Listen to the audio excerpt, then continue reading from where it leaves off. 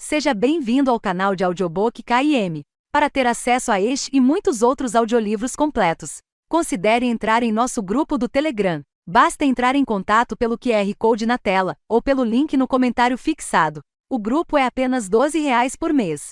E você pode pedir qualquer audiolivro que fazemos. Obrigada! O canal Audiobook KM agradece sua preferência. Esse audiolivro pode conter erros de pronúncia. Livro, Canção dos Dragões Perdidos. Capítulo 1. Sinto com a mão as saliências frias e calcificadas de um buraco irregular na lateral de Slatra, uma borda particularmente afiada que belisca a ponta do meu dedo. Mal chego a notar a dor, a sensação é parecida com a canção de um amigo perdido. É quase querida, devo muitas das cicatrizes nas mãos a esta linda lua prateada. A ela, com passos lentos, contorno um pouco mais a pluma-lua incrustada até alcançar outro buraco, este tão profundo que enfio o braço inteiro e ainda assim mal toco o fundo. Algo que verifico pela milésima vez, garantindo que o formato esteja nítido antes de ir para o seguinte. Imaginando que tenho em mãos as peças faltantes, eu as encaixo no lugar. Não é um querer. Não é um desejo simples de terminar o serviço, como concluir um quebra-cabeça complexo. É uma urgência que emana da alma, que me impulsiona desde que esta lua despencou do céu, invadindo meus sonhos e cada instante desperto, mesmo depois que encontrei Raev, espancada e ensanguentada naquela cela. Pressiono a palma da mão, bem espalmada, entre os olhos fechados de Slatra. Você vai ficar inteira de novo, afirmo, com a voz rouca, a garganta tão apertada que preciso pigarrear. Encosto a testa na dela apesar do frio intenso que belisca minha pele. Juro por aquilo que sou, não vou descansar até encontrar cada pedacinho e trazer todos para você. Ela não se mexe. Não abre os olhos nem revela seus segredos. Com certeza não preenche o buraco irregular no meu peito, como se alguma coisa estivesse desencaixada. Uma sensação com a qual me tornei íntimo demais, ao longo de tantas fases desde que a lua partiu. Olho para a cavidade lisa que a acolheu antes de eclodir como Raev, e um tipo diferente de dor incendeia meu coração mole demais, impossível de ignorar. Meus pensamentos derivam para onde ela pode estar. Para como Lírio uivou quando pareceu notar que Raev tinha ido embora. Que Raev a deixou aqui no lume quando escolheu ir atrás da vingança sozinha. Quando escolheu se afastar do amor. Eu senti cada lamento agudo permear as fibras do meu ser. Ainda sinto, sempre que ponho os pés naquela caverna ou deixo os pensamentos de Rigu me atravessarem, escoando de onde ele está aninhado na entrada. Só que a pequena pluma-lua parece estar uivando menos agora, como se estivesse desistindo. E de algum jeito, isso é pior. Deposito um beijo entre os olhos de Slatra e sigo para a escada, tirando a geada da barba enquanto me distancio do refluxo gélido da luz prateada dela, subindo em direção à realidade. Afastando-se pós cheios de folhas, saio para o ar ameno, carregado por causa da tempestade que ribomba ao longe, passando por flores encharcadas que pingam em poças. Quando chego à porta da suíte, o som do bater de asas de um pergaminho chama minha atenção para o alto. Estendo a mão para que a cotovia possa pousar, e meu coração dispara ao me dar conta de que pode ser de Raev. Talvez um bilhete dizendo que ela se importa comigo mas que não vai voltar. Algo que ela não conseguiu dizer diretamente. Nem um sopro atravessa meu peito até eu achatar a cotovia e ler a mensagem do começo ao fim, escrita na língua nativa dos clãs. Não é da Raev. O alívio que me inunda por dentro é como um gole de água gelada. Leio de novo a mensagem de Terros, avaliando a atualização sobre a jornada dele até Botaim. Com Rex selado atrás, sendo levado pelos ares rumo à morte iminente. Feliz em saber do progresso, dobro a cotovia de novo e aguardo no bolso. Se o tempo permitir, eles devem pousar em Botaim em 2 ou 3 ciclos. Raev estará à espera, sem sombra de dúvida, pronta para esfolar Rex vivo. Tomara que lhe faça implorar pela morte antes do fim. Tomara que isso arranque a sede de sangue das veias dela. Suprimo o pensamento e escancaro a porta passando pelas cortinas. Eu me certifico de que estão bem presas, fechadas antes de avançar mais para dentro da suíte, roçando os dedos no meu alaúde. Franzo a testa e paro para tirá-lo do suporte, apoiá-lo na cintura e arrastar o polegar pelas cordas puídas. O tenor que se solta é como um chute no peito, tenso e com um sobretom estridente. Um eco da dor que vibra em mim desde que a lua se foi, tantas fases atrás. A melodia do meu desgosto, do meu amor e da minha tristeza. Eu já deveria ter trocado as cordas, mas mudaria o som. E isso não parece certo. Ainda mais porque ela é a única para quem toquei desde que Slatra a levou para o céu. Uma música particular, oferecida ao espírito dela, na esperança de chamar seu coração de volta para mim. Talvez eu devesse ter tocado mais alto. Limpo a garganta, devolvo o instrumento ao suporte, destampo meu cálice de conhaque flambado e sirvo uma dose para mim. Tomo um gole, a bebida desce queimando como brasa até o estômago enquanto abro a gavetinha da mesa e recupero o frasco de vidro que enfiei ali dentro, mais de 30 ciclos atrás. Sinto uma pontada de culpa ao ver as brumas girando lá dentro, como se eu tivesse enjaulado um pequeno tornado.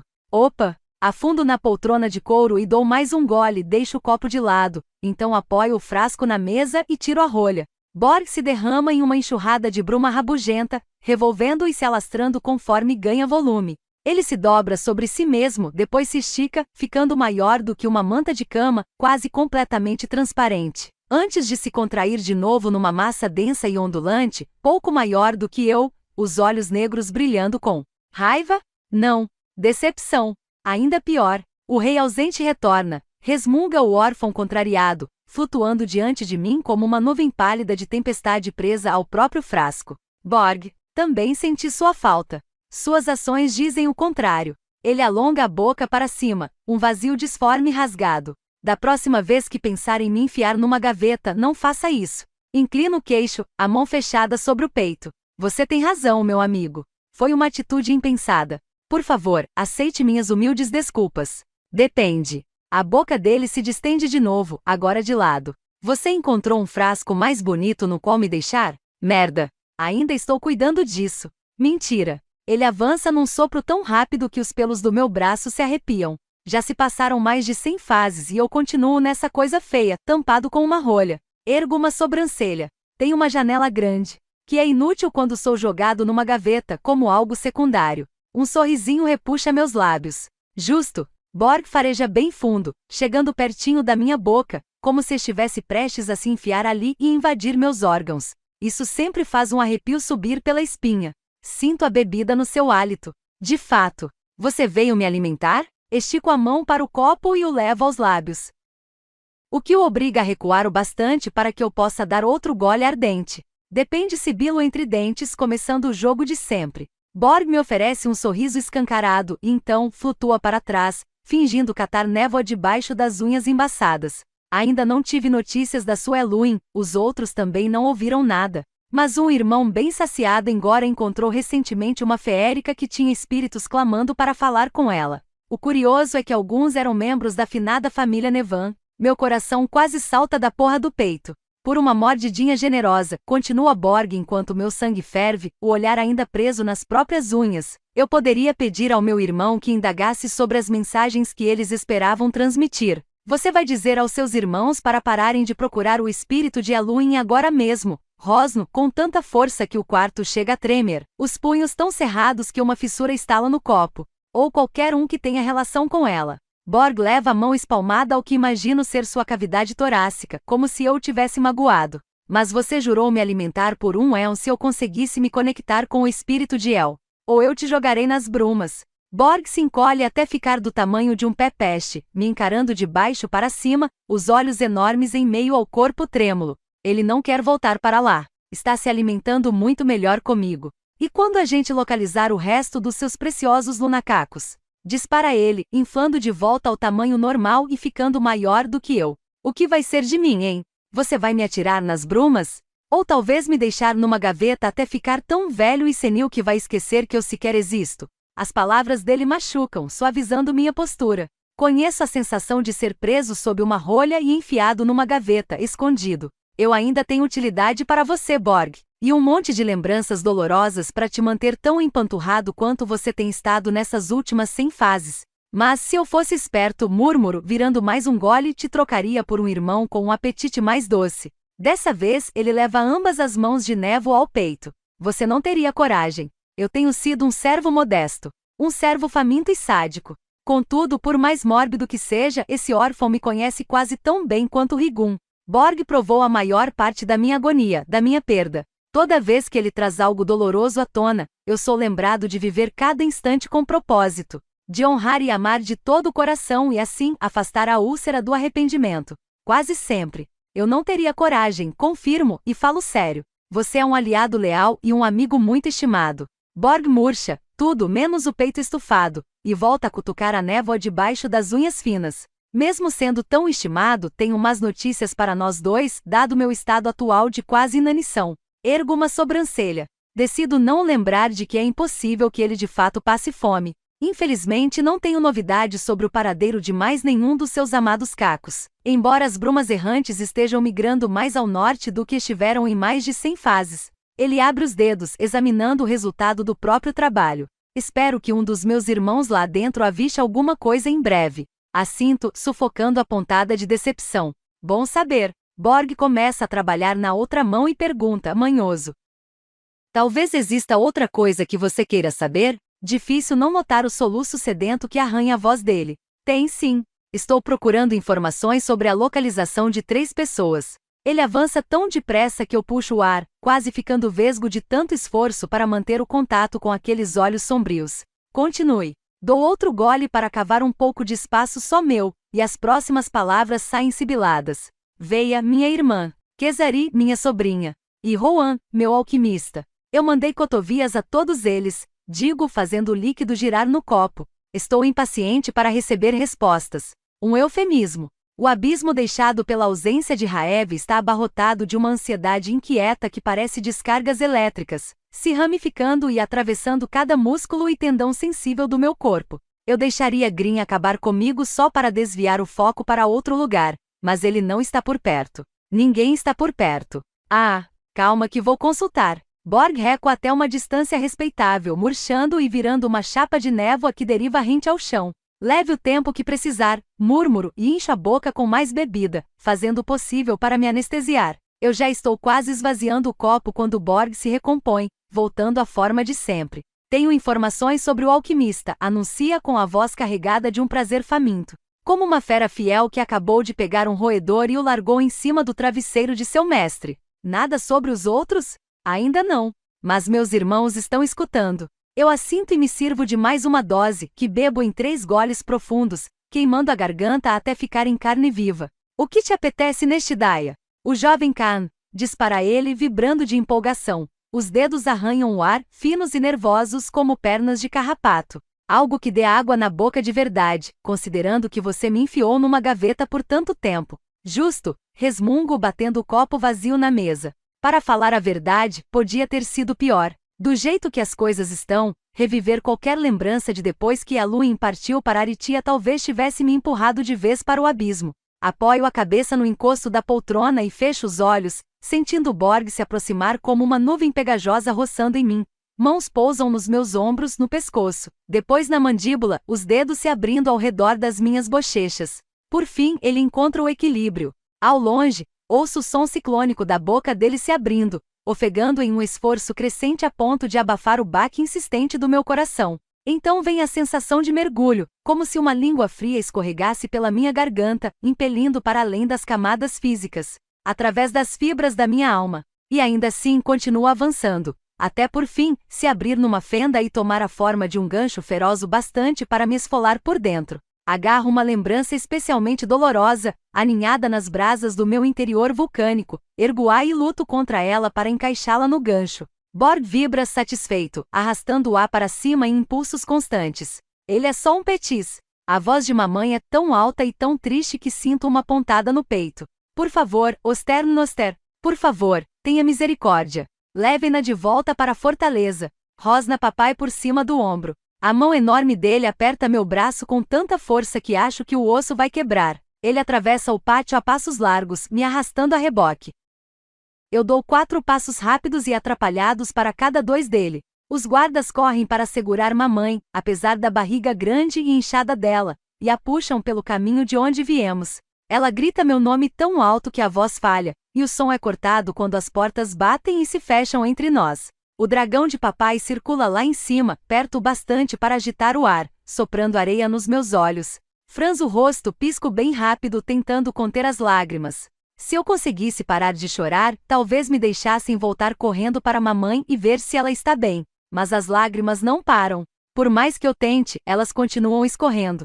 Saímos do pátio, passamos por baixo de árvores tortas, descemos umas escadas irregulares, e eu me desdobro para acompanhar. Até que minhas pernas finalmente cedem. O chão ardente rala a pele dos joelhos e da cintura, e deixa um rastro de sangue, como um dos meus marcadores de argila borrando o pergaminho. Estou todo assado, ardendo por inteiro, quando papai enfim solta meu braço e se ergue diante de mim como uma torre. Quando me arrasto para trás, minha mão escorrega pela borda de alguma coisa e meu coração para. Espio por cima do ombro para o buraco atrás de mim, como uma garganta escura esperando para engolir. Um calor úmido se espalha pela minha calça. Olhe para mim, Kaan. Enxugo as lágrimas dos olhos para enxergar papai melhor. O sol resplandece atrás dele, fazendo com que pareça uma sombra furiosa. O cabelo escuro está preso sob a coroa de bronze, assentada logo acima das linhas profundas entre olhos severos. Meu olhar desce para as 3 contas penduradas na orelha dele, vermelha, marrom, transparente. Meu queixo treme quando olho para a caneca laranja que ele segura, moldada pelas minhas mãos. E sem ajuda nenhuma de Boulder. Papai vive dizendo para eu moldar isso, moldar aquilo, moldar. Mas as coisas que dou para ele nunca são boas o bastante, porque minhas palavras saem em pedaços. Só que eu sou bom com as mãos.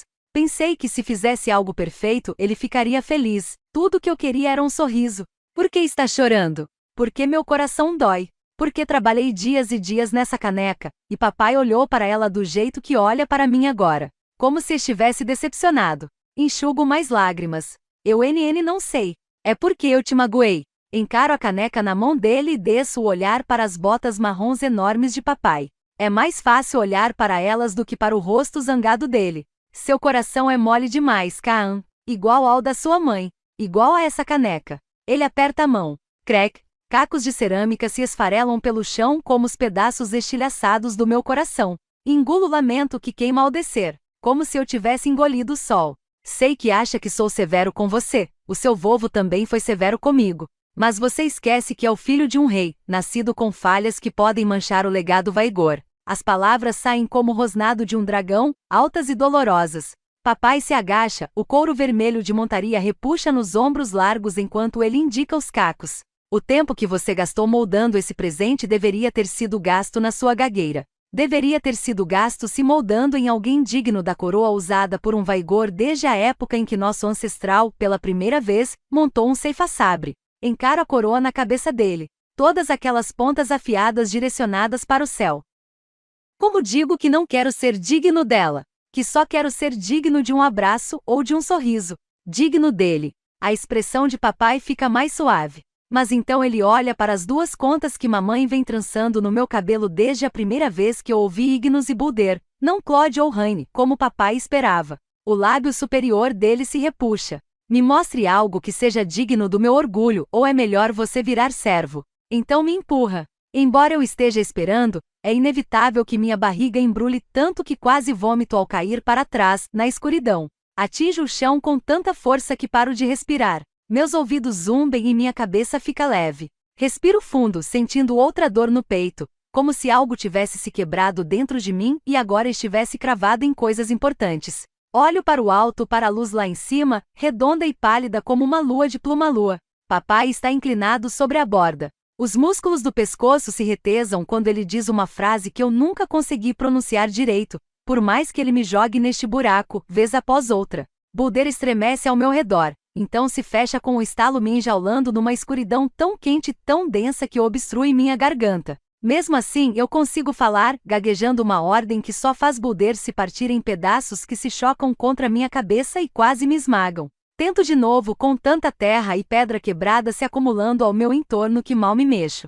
O medo no peito toma conta de mim. Eu grito, choro, arranho a escuridão irregular. Imploro para Boulder escutar minhas palavras fragmentadas. Não que isso ajude. Não que já tivesse ajudado alguma vez. Porque minhas palavras não funcionam direito. Porque não sou de 3 contas como o papai. Porque sou fraco, de coração mole, inútil. Borgue para de beber e afrouxa o aperto em mim. Como quem fisga um peixe pelas tripas e mesmo com as vísceras penduradas, solta o coitado na présia. Eu arfo, os olhos bem abertos à medida que a lembrança escorrega para baixo e se enrola outra vez entre minhas entranhas. Então vasculho o quarto, desesperado, conferindo ao redor, para me assegurar de que não estou preso debaixo da terra, tentando me libertar aos gaguejos. De que estou na minha suíte, seguro e sozinho, afora meu órfão glutão. Borg recua num sopro, gemendo. Pobrezinho, tão doce, diz ele com a voz arrastada, afundando numa almofada de névoa, satisfeito. Isso foi delicioso. Com as mãos tremendo, eu me sirvo de mais meio copo,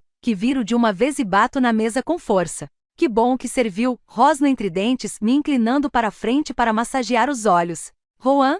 Meus irmãos que habitam a masmorra de Botaim falaram com ele. Endireito a coluna no mesmo instante. Como assim, na porra da masmorra? Não mate o mensageiro. Entoa ele muito mais devagar do que eu queria que falasse. Rohan lamenta informar que ele, e isso é uma citação direta, fez merda e vai ser julgado perante o Triconselho, acusado de ter roubado o livro de Voi. Meu coração bate tão rápido que fico tonto.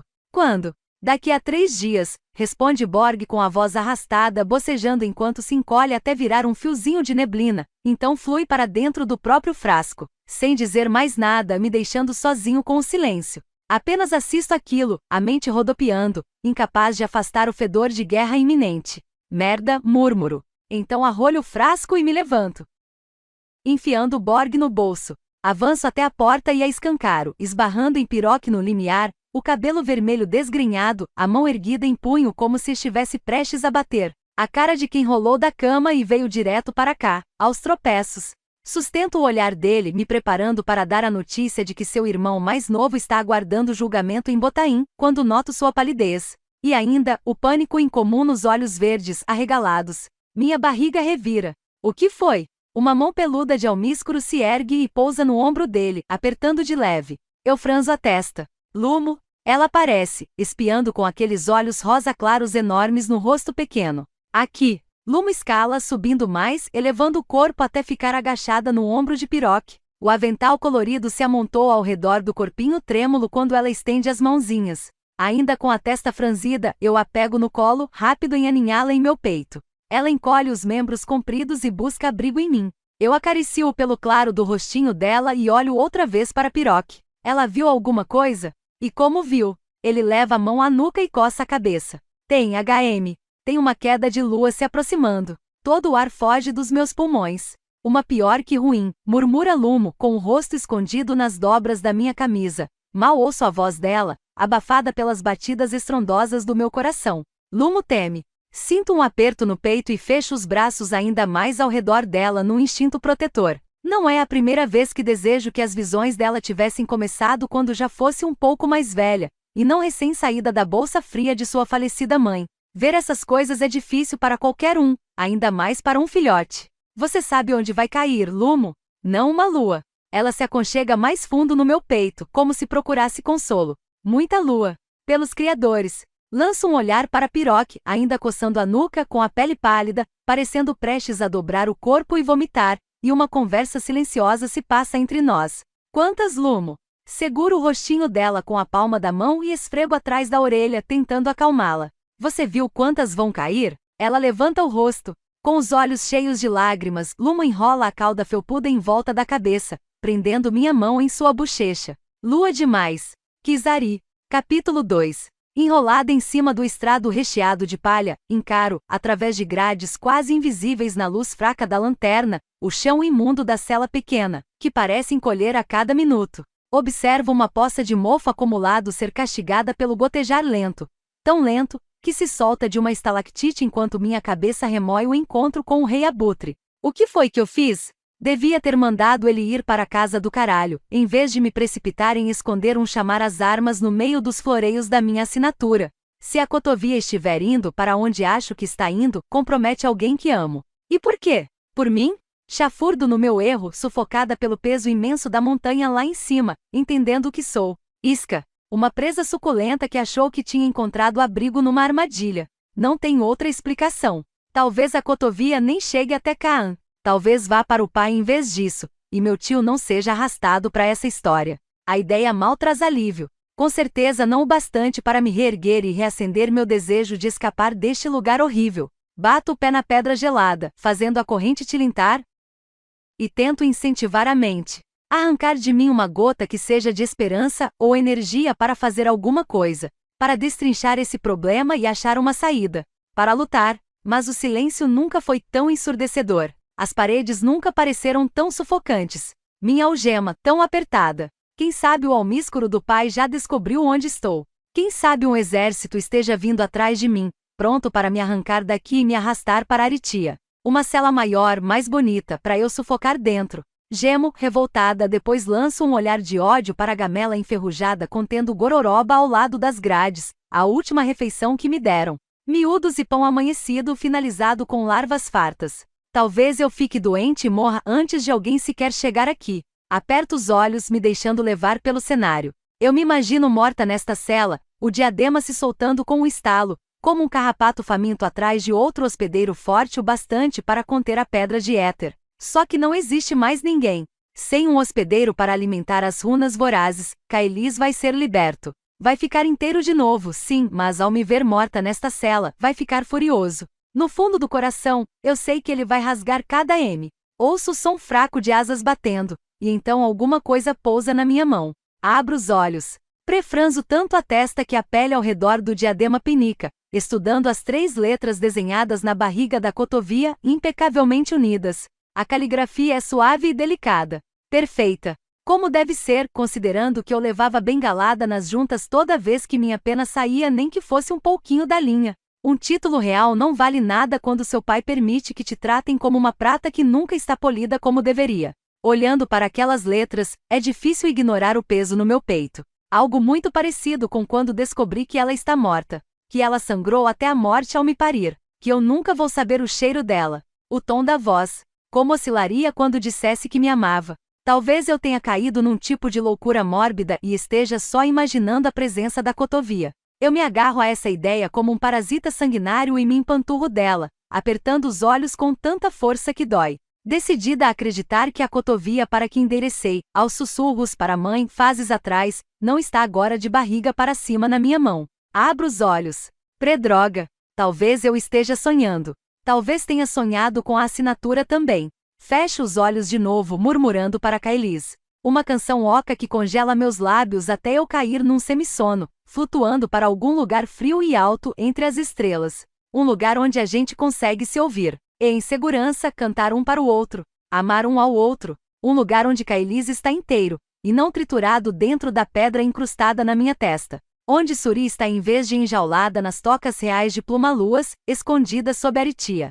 Algo que sempre nos impediu de explorar os céus como uma só e forjar um laço verdadeiro. Pela primeira vez na vida, sinto a presença dela no meu peito. Sinto a alegria pulsante dela com o jeito que as asas atravessam a atmosfera, a pele perolada fria como o ar que beija minhas bochechas. Sem escoltas irritantes prendendo-a como fazem toda vez que voamos juntas. Nós percorremos o horizonte sem fim sob um tapete brilhante de estrelas, como sempre foi para ser. Livres. Mãe também está lá. Eu acho. Talvez eu só queira que ela esteja. Para que pudesse me envolver nos braços e me dizer que vai ficar tudo bem. Alguma coisa roça no meu pescoço, me empurrando à realidade desesperadora, úmida e fedorenta. Um cheiro azedo e pútrido que não passa. Sinto um aperto no peito quando me lembro da cotovia. Abro os olhos, vendo que minha mão está vazia. Um sonho. Meu corpo inteiro relaxa com um suspiro trêmulo de alívio. Apesar de achar gentil que algumas pessoas andem por aí recolhendo cotovias fantasma e beliscando as dobras de retorno, um jeito silencioso de avisar ao remetente que a mensagem não foi entregue, não é nisso que quero acreditar, que a minha mensagem não foi recebida.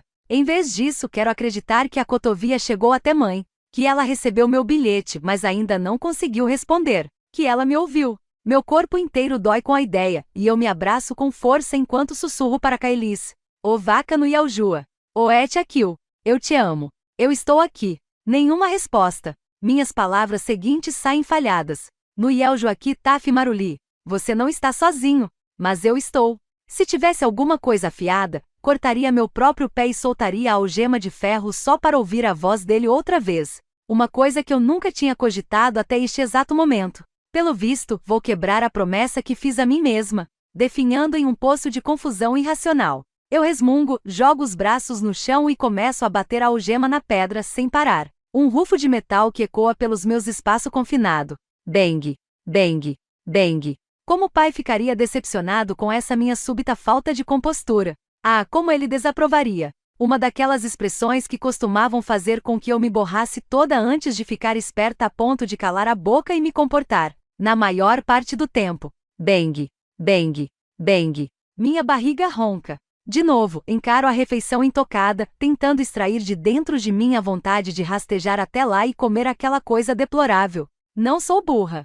Se vou achar um jeito de escapar daqui, sei que preciso de força, seja lá de onde vier. Mas depois da minha assinatura rabiscada e da mensagem escondida lá dentro, é difícil olhar para aquela gamela enferrujada e para a comida se contorcendo sem sentir vontade de vomitar com tudo nas pedras. Então olha além das grades, para o túnel escuro adiante, imaginando quantos dias já se passaram desde que entrei por vontade própria nesta armadilha. Tempo demais.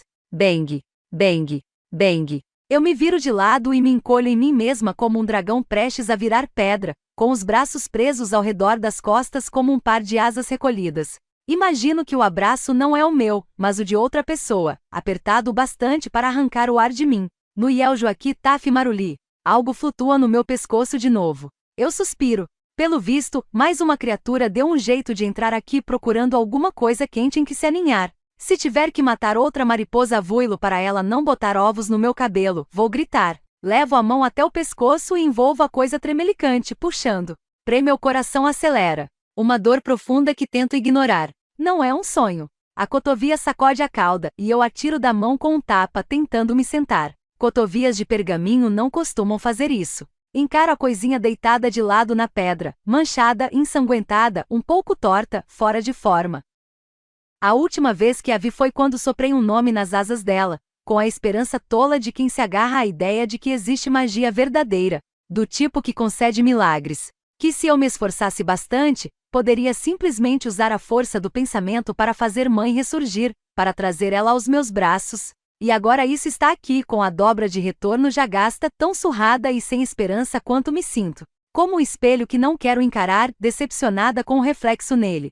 Suspiro, deixo a cotovia de lado e a cubro com uma montanhazinha de palha. Pronto. Uma brisa gelada se insinua pela cela, e um arrepio corre pela minha pele, como se Claude estivesse me provocando com um sopro do mundo lá fora. Reprimindo a vontade de xingá-la, junto o vestido rasgado e imundo ao redor das pernas e agarro meu diadema, puxando-o. Uma náusea conhecida revira minha barriga enquanto minha cabeça se parte numa dor lancinante, como se eu estivesse tentando arrancar raízes grossas do crânio. Engulo a saliva acumulada sob a língua, tento enfiar as unhas nas laterais do diadema, certa de que deve haver algum encaixe que eu consiga romper, apesar de não ter encontrado nenhum nas incontáveis vezes que já tentei. E com ferramentas muito mais poderosas que minhas unhas irregulares. Sangue quente escorre pela lateral do meu nariz, pingando nas dobras do vestido à medida que eu cutuco. Arranho e cavouco com o olhar saltando de uma letra rabiscada em uma parede cinza escura para outra.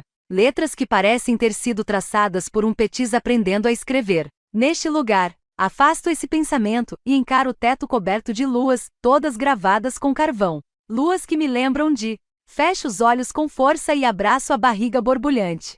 Ouço o som de asas batendo e franzo a testa ao ver a pequena cotovia se lançar ao alto, deixando cair hastes do monte de palha do qual, de algum jeito, ela escapou. Ela é teimosa, isso eu reconheço. A coisinha salta de uma lua chamuscada para outra até ficar bem acima de mim, então inclina o corpinho para a frente e despenca, acertando bem entre meus olhos antes de rolar e cair no meu colo. Ai, murmuro, esfregando a testa enquanto encaro a cotovia, imóvel, o bico amassado, algo que me incomoda demais. Seguro o rostinho dela entre os dedos e empurro o bico de volta ao lugar, percebendo um pequeno rasgo na asa. Como se ela tivesse lutado para chegar até aqui. Eu queria que não tivesse. Que ainda estivesse lá fora, batendo asas sem rumo. Livre, não aqui embaixo comigo, neste buraco sem esperança solitário. Coloco-a sobre o joelho e apoio a cabeça na parede, observando. Suspiro quando ela vira de barriga para cima outra vez, expondo o ventre. Meu olhar desliza até a cauda, a dobra de retorno está tão bem apertada que guardou o mais leve vestígio de uma impressão digital ensanguentada. Viro a cotovia para o outro lado e prendo a respiração ao notar um rabisco preto que desaparece sob as pregas, como se alguém tivesse respondido antes de devolvê-la. Encaro, engolindo em seco. O que um estranho teria a dizer que já não estivesse implícito na dobra de retorno? Talvez, ei, foi mal. Esta cotovia está voando sem rumo há um tempo. Imagino que o destinatário tenha morrido. Meus sentimentos pela sua perda. Eu quero ler isso? De jeito nenhum. Coloco a cotovia no chão e fecho os olhos tentando dormir. Levo uma bicada na cara 3 vezes, sempre bem entre os olhos. Depois da quarta me encolho de lado. virando uma bola, os dentes cerrados enquanto escuto a cotovia se alçar para o alto de novo, e me pego pensando se não deveria só girar o braço e acertá-la com tanta força que ela pararia de se mexer para sempre. Por que ela está me provocando? Eu queria que parasse. Para! Ouço o baque macio dela caindo no chão atrás de mim. Olho por cima do ombro e a vejo de lado, imóvel, o bico tão amassado que parece que nem tem um. Uma onda de culpa me ferroa por todos os lados. Ela só quer ser lida, Kizari. É só ler essa porcaria, e ela vai sossegar. Malditos criadores! Devagar, eu me desenrolo, viro, me esforço até ficar sentada e prendo o cabelo desgrenhado atrás das orelhas. Pego a cotovia e belisco o bico amassado até ele voltar ao lugar. Então a desdobro, aos poucos, uma parte de cada vez, até ficar estendida, plana, na minha mão. Uau! Dobro a cotovia de novo até olhar bem para o rostinho bicudo. É isso que você entende por discurso motivacional? A coisinha se mexe, virando-se de barriga para cima, como se quisesse ser lida de novo. Sorriu pela primeira vez em... sei lá, faz tempo. Balanço a cabeça. Como você tem tanta personalidade, hein? Outro sacolejo. Tá bom, murmuro, depois desfaço a dobra e abro a cotovia, lendo a mensagem. A familiaridade me acerta como um tapa no rosto. Meu olhar passa do papel e sobe pela parede áspera da cela, como quem observa, do alto, dunas escuras de areia. Nas depressões lisas entre as cristas de pedras cheias de veios, procuro as letras tortas, rabiscadas com força, alterno o olhar entre a cotovia e a parede, encontrando semelhanças inegáveis no S, no N, no P. Meu sangue gela. Foi uma criança que escreveu essa resposta? A mesma criança que ficou presa nesta cela? Ela conseguiu escapar? Sinto um ardor no fundo dos olhos, assim como a chama de esperança se reacendendo atrás das minhas costelas ao ler a mensagem outra vez. Não, não precisa. Desta vez, aquilo se acomoda no meu peito de um jeito diferente. Menos como um espinho, mais como um gole de ar puro, fresco. Tem razão. Eu não preciso de ninguém. Passei a vida inteira numa gaiola. Sempre que chego ao fundo do poço, dou um jeito de me libertar e tomar fôlego. O desespero forja chaves a partir das coisas mais improváveis. Sim, estraguei tudo ao assinar aquele pedaço de pergaminho que provavelmente está batendo asas na direção do tio Kaan, mas nada de ruim vai acontecer se eu conseguir fugir e bancar meus erros. E segundo isto aqui, é possível. Dobro a cotovia outra vez, acolho-a entre as mãos e a aproximo do rosto. Desculpa por ter gritado com você, sussurro, e então a encaixo na curva do meu pescoço. Eu me balanço, observo de canto de olho minha refeição se remexer, e uma onda de determinação incendeia meu coração. Vou dar um jeito de tirar a gente daqui. Eu prometo. Mesmo que isso signifique que eu tenha que começar a engolir aquela porcaria. Veia. Capítulo 3. Desço correndo pela escada em caracol, os passos retumbando em uníssono com o baque desesperado do meu coração, os pensamentos ainda presos entre as páginas do diário de Eluin, colado às minhas costelas. Amarrado sob o corpete que roubei com uma tira de tecido que rasguei da camada de baixo da minha saia, também roubada. Uma liga-sangue chegou na garupa de um dragão no nascer da aurora de hoje. Se ela está aqui para testar o sangue de meu petis quando eu der à luz, a linha paternal não vai apontar na direção de Tirote. Vai apontar para o norte, para Kaan.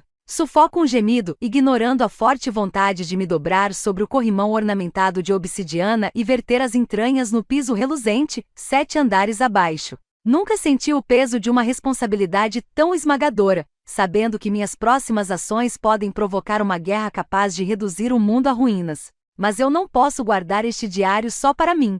Não, Kaa merece saber a verdade. E Elu, Raev também. Kizari é quem mais merece. A determinação enrijece minha mandíbula. Vá ao armário. Troque de roupa. Saia do palácio pela porta secreta na parede, contorne a floresta dos salgueiros sibilantes. Suba a trilha da montanha e entre na toca abandonada onde a caroneira está escondida com Fur, sua fundífera de estimação. Volte para casa, para Kaan. Parta o coração dele. Pelos criadores, murmuro domando o pulso. Endireito os ombros, diminuindo o ritmo conforme desço o lance de escadas que corta o átrio. As muitas janelas exibem a força bravia da tempestade que agora se ergue sobre a cidade. Jardineiras de saias rodadas se agacham por cima dos canteiros de flores luminosas, cortando hastes ou plantando novos bulbos enquanto Claude afasta as rajadas de neve dos vidros. Cerro os punhos no esforço de não sair em disparada, de não fazer uma cena, de não chamar a atenção, tentando respirar, de forma regular, o ar temperado pelo cheiro cítrico das flores nascidas do breu. Um perfume adorável que não consegue fazer este lugar parecer nada além de uma masmorra bonita e etérea, dentro da qual espero não morrer. Desço por uma escadaria estreita e enfim irrompo na ala dos criados, bem abaixo do nível do solo. Minha incursão desesperada pelo interminável labirinto de corredores frios de obsidiana é interrompida o tempo todo por espinhos e funcionários apáticos do palácio, que me obrigam a manter os passos lentos. Mulheres produzidas e impecáveis deslizam pelo chão como movimentos régios de uma vassoura, cada uma com um talhe na orelha, marca que as define como nulas. Um costume que Tirote introduziu quando enfiou as garras no breu, como um dragão macho mijando no próprio território, empesteando.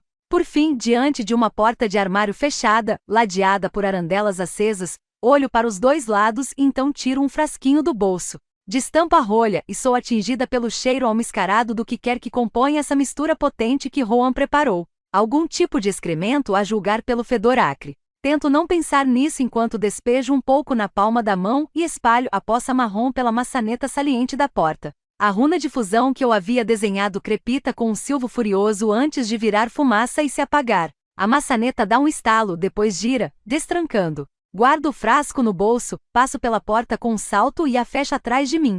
Encosto as costas nela, soltando um suspiro trêmulo. Merda, murmuro, arrancando o bracelete, tentada a arremessá-lo na parede. Em vez disso, tiro do bolso um frasco de luar, iluminando o espaço apertado de armazenamento à medida que minha ilusão começa a coçar e depois se desprende, como papel descamando e se desintegra antes de tocar o chão. Encaro o bracelete preso entre meus dedos esbranquiçados e trêmulos. Eu devia ter deixado o troglo comer isso. Enfio a coisa ridícula no bolso. Deslizo o olhar até pousar em Aida, a serva de quem roubei as roupas, ainda inconsciente no chão.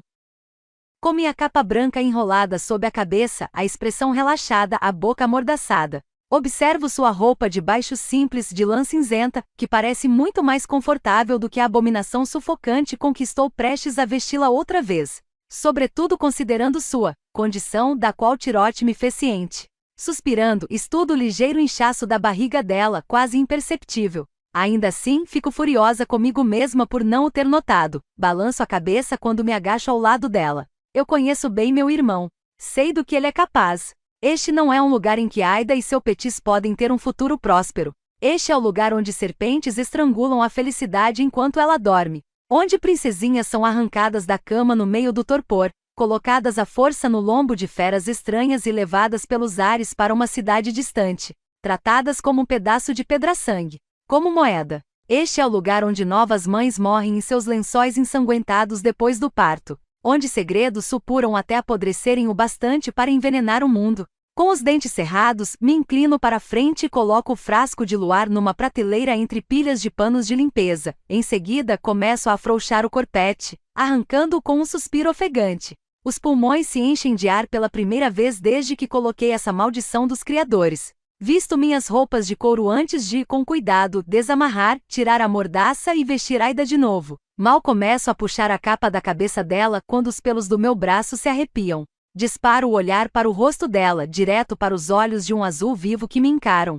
Meu coração acelera tanto que quase me esqueço de respirar, parte de mim esperando que ela abra a boca e grite, que acabe com a porra do meu mundo com um simples som. Mas Aida não grita.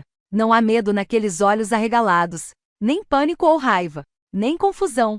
Só duas esferas inquisitivas por trás de um véu de lágrimas, fazendo-me pensar se compartilhávamos mais do que apenas semelhança física enquanto eu usava a pele dela. Se parte da alma de Aida também viajou comigo naquela jornada de partir o coração. O olhar dela desce para onde o diário de Eluin está preso às minhas costelas, e meu sangue gela. Acho que isso já responde. Aida fecha os olhos, uma lágrima cai conforme ela ergue a mão e a apoia na barriga, como um escudo. Não precisa me matar, sussurra ela, erguendo os cílios. Não vou dizer nada. Eu sei que não vai. Ninguém em sã consciência conseguiria digerir as palavras deste diário e não escolher o lado moral da história. Tirote pode ser o pai da criança que ela carrega, mas Eluin era a rainha legítima do Breu. A história registra que uma hemorragia pós-parto foi o motivo de ela nunca ter visto Kizari crescer, mas eu não acredito nisso. Duvido que Aida acredite também. Toda essa situação ferrada tem uma mancha que gruda no homem que hoje ocupa o trono de obsidiana. Eu nunca seria capaz. Levo a mão ao bolso da capa e tiro uma bolsa pesada de pedra-sangue. Tenho bastante para comprar uma taverna pequena nesta parte do mundo. Mas preciso que você vá embora, peço, tomando a mão fria de Aida e curvando os dedos dela em torno da bolsa. Saia de Aritia. Encontre um lugar seguro, bem longe de Tirote, vai. Eu não posso. Ela solta a mão da bolsa. Franzo a testa. Não pode ou não quer. Um silêncio longo se estende enquanto mais lágrimas caem. É melhor você ir, sussurra Aida por fim, fazendo um arrepio subir pela minha espinha. Certo. Eu me levanto, jogo a capa sobre os ombros e puxo o capuz, prendendo os botões para garantir que as roupas de couro fiquem bem escondidas. Então é provável que você morra, como é Luin, murmuro, arremessando a bolsa de pedraçangue. O objeto cai no chão com um baque pesado que faz Aida se encolher. Ou talvez sejam minhas palavras se assentando. Ótimo. Este mundo não é gentil com mulheres, bastardos ou com quem não usa contas. Continuo, com um olhar firme para o talhe na orelha dela. Pego o frasco de luar da prateleira e enfio no bolso, nos lançando na escuridão. Lembre-se disso. Abro a porta e vou embora. Raev. Capítulo 4. Recuo o braço e depois o lanço para cima, esmagando o punho contra o gelo que não quer ceder. Outro soco. Mais outro. A dor dispara pelos ossinhos e tendões da minha mão, sobe até o cotovelo e alimenta a fúria sanguinária que ferve no meu peito. Já tentei de tudo. Agucei minha consciência até virar uma lâmina que só fez entortar no gelo.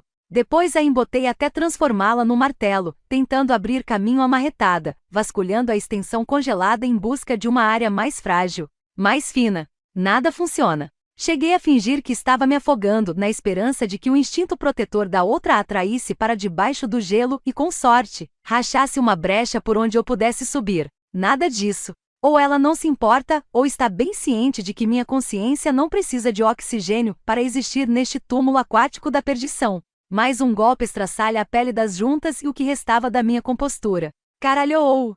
O plano era meticuloso, saciar minha fome voraz de vingança com um banquete de torturas muito bem planejadas antes de, enfim, entupir a boca de Rec com as próprias tripas, apertar seu nariz e assistir a ele se engasgando até morrer, sem deixar de lembrá-lo exatamente do porquê de um fim tão cruel. Por assassinar minha linda, milagrosa Essi. Por torturar Lyre até quase a morte. Mas a outra me enfiou aqui embaixo como uma das minhas pedras. Como se esperasse que eu me encolhesse e afundasse até as profundezas enquanto ela faz sabe-se lá o que com a mancha de merda de sanhaço que atraí para esta armadilha. Espera. Será que é essa a resposta? Afundar? Dou um giro, olhando para baixo para as trevas.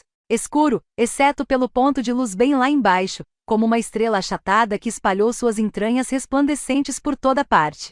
Estreito os olhos, a atenção saltando de brilho em brilho. Talvez haja alguma coisa lá embaixo que eu possa usar para me libertar. Uma opção que normalmente não cogitaria, mas ela não está lá embaixo. Está lá em cima massacrando. Talvez se banqueteando com a carne de Rex Aros.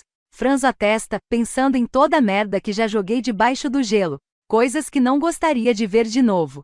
Nunca. Mas contanto que eu não mergulhe fundo demais, devo ficar bem. Em teoria. Foda-se. Impulsiono os pés no gelo e mergulho na água límpida, uma braçada determinada de cada vez até que algo longo e luminoso se enrosca nos meus dedos, me fazendo parar. Aproximo a mão do rosto e a viro, estreitando os olhos para o fio de cabelo prateado, mais comprido do que a minha altura. Um arrepio percorre minha pele. Já vi esse tom exato no túmulo sob a suíte de dormir de Kaan. Já o vi no céu ao sul da muralha. Aninhado entre as fitas de aurora que às vezes se misturam com aquela lua torta de que eu gosto tanto. Já o vi nos meus sonhos e em vislumbres de lembranças dolorosas, o tom luminoso acompanhado de olhos leitosos, emoldurados por cílios pálidos. Não. Descarto o pensamento, afasto o fio com o movimento e me empurro ainda mais fundo no desconhecido. Preciso encontrar alguma coisa para bater no gelo. Me libertar. Retomar o controle do meu corpo. Transformar os instantes derradeiros de Rec, o maldito, num pesadelo digno do torpor. Uma mancha distante de luz se avoluma, tomando a forma aglomerada de pilares hexagonais de gelo que despontam na escuridão. Como se eu estivesse deslizando pela obscuridade acima de Subsunia, as zonas de nidificação dos plumaluas. Outra coisa em que me recuso a pensar. Em que me recuso a mergulhar demais. Eu me aproximo, atraída por um pilar largo bem no centro de tudo, bem mais baixo que os outros que o cercam. Fixo a atenção na concavidade típica de um ninho desgastado. E dentro daquela cavidade está um grande monte de tesouros. principalmente pedras prateadas em forma de ovo, que deixam minha respiração entrecortada, que me dão vontade de dar meia volta, subir à superfície, esperar quietinha para ser liberta e nunca mais descer aqui. Talvez eu até fizesse isso se a ponta dos meus dedos não estivesse coçando para arrancar os olhos de Rec das órbitas e depois perfurar o coração do maldito. Rosnando, disparo na direção de uma das colunas mais altas e me desloco até a borda. Espio os abismos escuros entrelaçados em meio aos pilares, na esperança de encontrar algo útil, semicerrando os olhos para distinguir a forma distante de pedras, milhares de pedras encalacradas nas fendas como sucata há muito esquecida. Minhas pedras, cada montinho musgoso uma lembrança ou um momento que escondi com a intenção de nunca mais ver. Identifico uma especialmente afiada que arremessei ao fundo enquanto esse estava enrolada nos meus braços, imóvel, sem vida. Estremeço desviando o olhar, nem fodendo. Não vou lá para baixo. O que me deixa com uma única opção. Com as mãos cerradas, estudo o grande monte de pedras prateadas ovais cobertas por musgo luminoso que ondula com o turbilhão da água, franzindo a testa quando noto um longo dente perolado enfiado entre elas.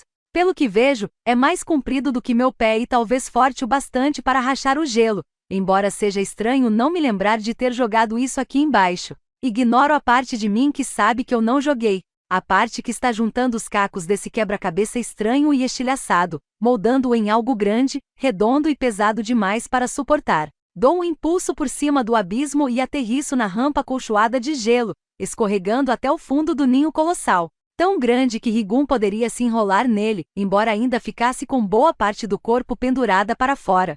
A inclinação suaviza e avanço mais, parando diante do monte de tesouros quase mais alto do que eu para avaliar a situação. Diferente das minhas pedras, jogadas fora como lixo, estas parecem minuciosamente moldadas, cuidadas, nutridas. Um pensamento que esmago como um inseto. Preciso transpor pelo menos uma antes de conseguir soltar o dente. Uma pena, pois mexer no tesouro alheio é garantia de deixar alguém puto da vida.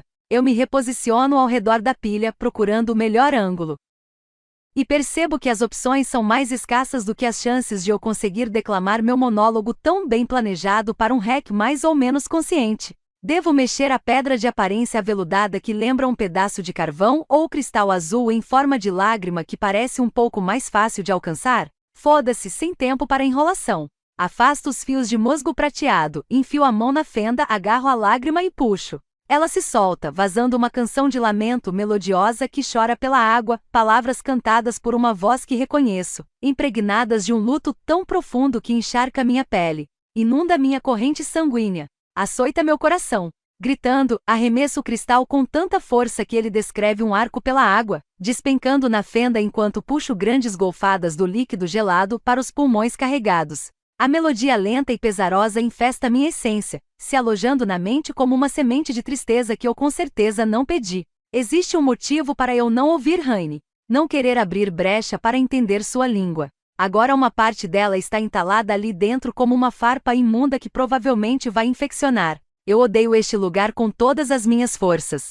Engulo o nó indesejado na garganta, estalo o pescoço de um lado para outro e encaro a pilha à minha frente.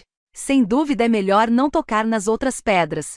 Vai saber o que elas soltam. Com mais cuidado dessa vez, enfio o braço pela abertura e agarro o sabre de marfim liso dando um tranco. Ele não se mexe. Puxo de novo, cerrando os dentes enquanto faço força, despejando toda a minha raiva e sede febril de vingança no movimento de erguer. O dente se solta tão de repente que sou lançada para trás, algumas das pedras ovais se deslocando com o solavanco.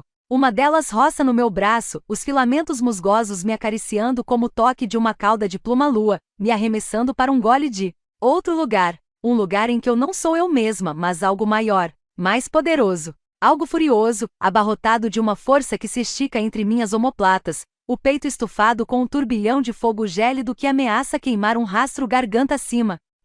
Outra. Passado.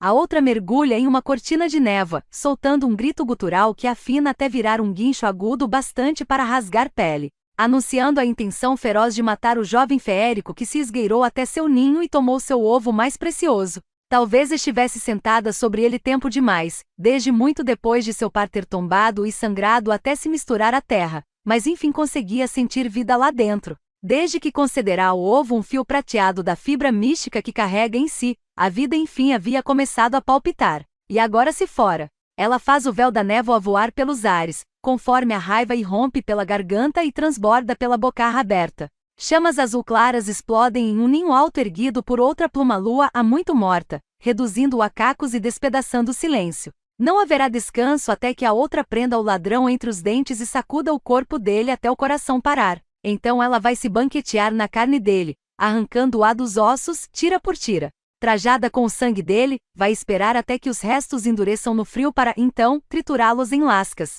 Se conseguir encontrá-lo. Um grito distante ecoa. Um chocalhar. Uma sequência de guinchos animalescos que eriçam a penugem da outra e fazem um arrepio percorrer sua espinha. Ela vira o corpo, caçando som, e mergulha por outra cortina de névoa que encobre boa parte das áreas de desova. Saiam daqui, criaturas horríveis.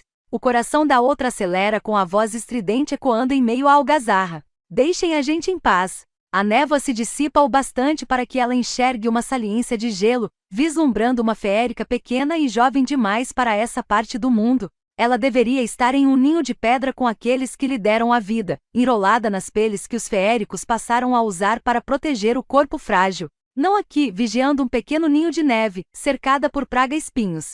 Predadores afiados, dolorosos de mastigar, que chocalham e uivam e atacam tocas cavadas na neve, e tem como presa principal as crias recém-nascidas de criaturas mais vulneráveis. Justamente o motivo de a outra tantas vezes acabar com os espinhos deles fincados nas gengivas. Ela observa a postura da Pétis, pezinhos plantados bem afastados em posição de batalha, os olhos irados e ao mesmo tempo temerosos, tão azuis que parecem forjados a partir da chama que ferve no peito da outra. Vão embora, grita ela, a voz trêmula. A Pétis lança um punhal para a frente, como se quisesse compensar a falta de dentes afiados ou garras. Ou eu vou usar isso aqui. A outra repara no jeito como a mão da Pétis treme, como se estivesse morrendo de medo apesar dos dentes à mostra e das ameaças berradas. Recolhendo as asas, a outra mergulha mais perto, mexendo-se em uníssono com as correntes de ar para que não guinchem contra a própria pele. Ela atravessa mais uma camada de névoa e emerge a tempo de ver o maior dos predadores espinhentos saltar à frente com um uivo, bem quando a pequena feérica enterra a arma na barriga lisa da criatura. Sangue escuro espirra no rosto da Pétis. A criatura inclina a cabeça e gane, e alguma coisa se estilhaça nos olhos da jovem feérica. Ela chora quando a presa despenca no chão, morta. Os outros arranham a neve sibilando, línguas compridas chicoteando o ar. A intenção é óbvia. Avançar em sintonia. Incapacitar. Matar. Os instintos da outra fervem, impelindo-a para a frente. Bradando que ela deve proteger. Proteger. Ela dobra as asas colando-as ao corpo e mergulha. Depois as abre e de repente projeta-se para a frente e aterrissa no chão. O movimento levanta uma explosão de neve que fustiga o couro prateado e desorienta as criaturas agora em pânico, que guincham e se espalham depois de terem esquecido por um instante que não estão no topo da cadeia alimentar. A outra está. A Pétis não grita, não se encolhe nem tenta fugir. Apenas cai de joelhos e se põe de obstáculo na entrada do ninho, os olhos tristes ainda fixos na fera que abateu e na poça crescente sob o corpo. A outra arqueia o pescoço e gira, deixando que toda a raiva e o luto irrompam do peito numa rajada de fúria azul que massacra tudo que engole. Um fim adequado para adversários tão desonrosos. Enquanto mutila corpos espinhentos com sua chama e golpes violentos de garras, ocorre a outra que talvez a pequena feérica não goste de matar. Isso explicaria o olhar dela e o som triste que soltou quando a arma escorregou do peito da criatura. Parece estranho, já que muitos feéricos não sentem isso quando tiram uma vida, derrubando dragões com alegria para drenar o sangue deles na terra, impedindo-os de encontrar paz no grande escuro, como o amado par da outra. Mas aquela expressão nos olhos da Pétis ecoa na mente da outra enquanto ela continua a soprar chamas muito depois de a última fera ter tombado, pois a lembra de tempos passados, quando dragões ansiavam por formar um vínculo com alguém corajoso e íntegro o bastante para merecê-lo, quando não temiam esse tipo de laço. Afastando o pensamento, a outra abafa o fogo na garganta e gira, rosnando ao encarar a bagunça ao redor. Corpos tão castigados pelas chamas que explodiram em lascas congeladas, agora espalhadas pela neve. Satisfeita consigo mesma, a outra se volta para o ninho de neve, mas a pequena feérica já não protege a entrada. A outra para. Uma luz prateada irradia da abertura se derramando para fora, misturando-se à dela. Um guincho suave brota dos restos rachados de um ovo em torno do qual a outra se enrolou por nasceres e quedas demais.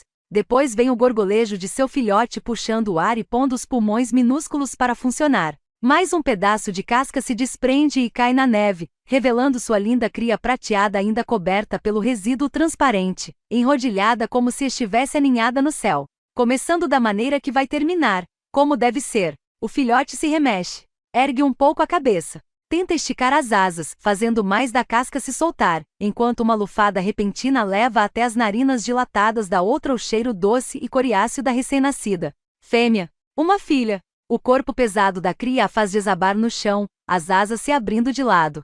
Uma sensação estranha incha o peito da outra, grande e quente. À medida que observa o pescoço fino da filhote e o jeito como a cabeça dela bamboleia, pesada demais para os músculos em formação, a outra acolhe a sensação. Uma forma de amor que nunca sentiu, nunca considerou possível.